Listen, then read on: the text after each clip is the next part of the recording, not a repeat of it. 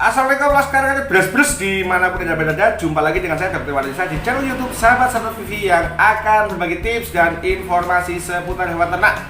Ada 6 pertanyaan dari laskar yang hari ini akan kita bahas bersama. Pertanyaan yang pertama dari Wawan LMJ.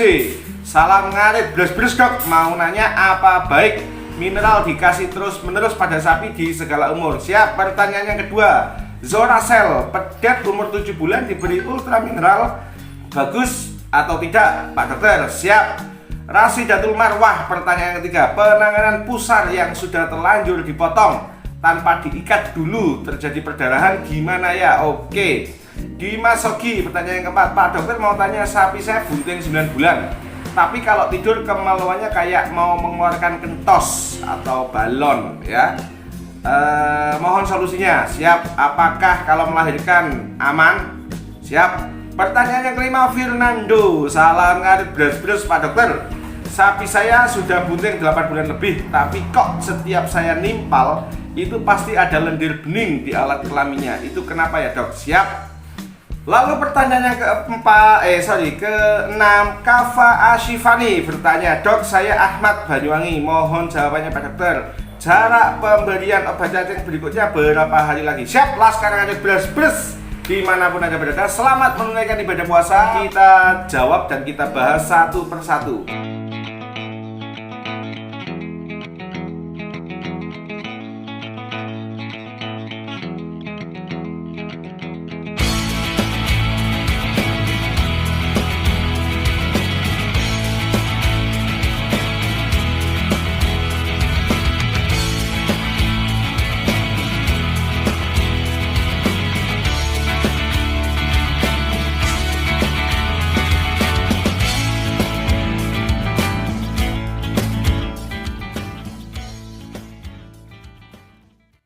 Oke, pertanyaan yang pertama dari Wawan LMJ. Apakah LMJ? LMJ mungkin Lumajang, tapi ya Allah alam. Monggo Mas Wawan, nanti ditulis di kolom komentar LMJ itu apa, karena bikin saya penasaran. Siap. Salam ngarit bres dok, mau nanya apa baik mineral dikasih terus menerus pada sapi segala umur. Terima kasih. Mineral itu adalah nutrisi pelengkap yang diberikan kepada sapi atau hewan ternak dengan tujuan melengkapi nutrisi yang tidak ada di dalam pakan pokoknya. Oke, paham ya? Jadi melengkapi sebagai nutrisi pelengkap yang tidak ada di dalam bahan makanan pokoknya, yang tidak ada di dalam rumput, yang tidak ada di dalam hijauan. Ada vitamin, multivitamin, dan mineral, terutama kalsium, magnesium, fosfor, dan lain-lain. Ya. Nah, apakah boleh diberikan di segala umur? Boleh. Tetapi, nah yang harus dipahami oleh laskar ngarit adalah ada titik kritis di mana kebutuhan kalsium, magnesium ini meningkat sangat pesat, yakni pada indukan bunting 7 bulan sampai setelah melahirkan. Paham? Nah, jika catatannya jenengan tidak menambah mineral dalam posisi ini, maka yang terjadi bisa tetap deprok laskar ngarit. Kenapa? Bisa jadi tubuh sudah termanjakan oleh ketersediaan mineral melalui oral, sehingga tubuh tidak membentuk dan tidak menyimpan. Oke? Karena sudah biasa disuplai dari makanan, tubuh termanjakan, sensor tubuh tidak merasa aku butuh mineral, butuh kalsium, magnesium nih, berarti dia tidak membentuk dan tidak menyimpan. Sehingga saat terjadi kebutuhan di atas usia kebuntingan 7 bulan, 8 bulan, 9 bulan, melahirkan, menyusui, maka yang terjadi adalah tubuh tetap loss, tetap kehilangan yang namanya kalsium, magnesium, dan lain-lain. Sehingga di titik kritis ini, laskar ngarit yang terbiasa memberikan mineral di segala usia, maka harus meningkatkan dosis atau jumlah pemberian hariannya. Jika biasanya 2 sendok, maka diberi 4 sendok pagi, 4 sendok sore. Tapi jika ini diberikan pada sapi yang non bunting dan non menyusui itu aman. Oke, jadi ada titik kritis di mana teman-teman Laskar Ngarit harus peka bahwa 7 bulan ke atas melahirkan dan setelah melahirkan seekor induk sapi harus ditambah pemberiannya. Siap? Tapi intinya boleh dengan pemahaman titik kritis meningkatnya kebutuhan kalsium, magnesium dan lain-lain tadi. Siap Laskar Ngarit? Pertanyaan yang kedua, Zoracell. Pedet umur 7 bulan diberi mineral ultra atau ultra mineral, ini merek ya. Bagus apa tidak Pak Dokter? Bagus saja, tidak ada masalah. Tetapi tetap jenengan 10-12% hijauan kali berat badan. Kalau pedet 7 bulan umur 100 kilo misalkan, atau umur 100 kilo lah, maka pakan minimal per hari hijauan 10 sampai dengan 12 kg hijauan per hari. Bisa diberikan 1% berat badan comboran dan bisa diberikan 1-2 sendok mineral ultra atau ultra mineral. Jawabannya boleh, Zoracell bagus, tidak ada masalah. Siap. Pertanyaan yang ketiga, Rasidatul Marwah. Penanganan pusar yang sudah terlanjur dipotong tanpa diikat dulu dan terjadi perdarahan, bagaimana ya? Siap. Jadi memang secara insting induk akan menggigit yang namanya tali pusar. Oke. Secara mekanisme pembekuan darah pun harusnya bisa berhenti sendiri, karena tanpa diikat ternyata sudah digigit sama induk. Tetapi akan beda cerita jika putusnya ini terlalu ngepok, terlalu ke dalam, maka yang terjadi adalah bleeding atau perdarahan. Yang bisa jenengan lakukan adalah melakukan tekanan kepada bagian pusarnya. Ini pusar jenengan tekan, pakai kasa bisa, pakai tisu bisa, pakai kain bersih bisa. Jenengan tekan sampai tidak terjadi perdarahan lagi. Kalau misalkan masih terjadi perdarahan, jenengan panggil dokter, dokter akan melakukan jahitan. Tapi umumnya dengan dilakukan penekanan sekian menit, ditekan ditekan supaya kapiler-kapilernya ini itu memadat, menggumpal ya. Itu menggumpal apa ya? Ya berhentilah perdarahannya ya, itu jenengan tekan itu dia bisa. Tapi kalau tidak bisa, jangan khawatir, panggil dokter akan melakukan jahitan di situ dan itu tidak masalah. Jadi konkretnya jenengan bersihkan menggunakan cairan infus bisa, menggunakan Revanol bisa, lalu jenengan tekan menggunakan kasa steril bisa, menggunakan kain bersih bisa, tekan sampai berhenti perdarahannya. Siap, Laskar Ngarit.